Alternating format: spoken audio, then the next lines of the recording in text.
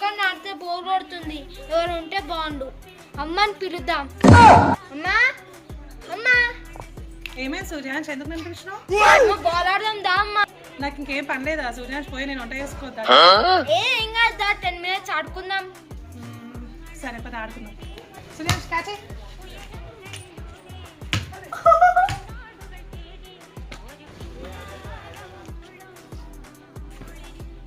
మంచి క్యాచ్.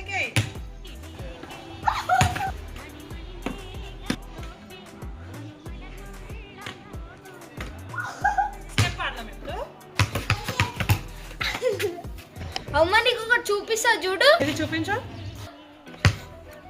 అలా నీకు రాలే, ట్రై చేయి మళ్ళా.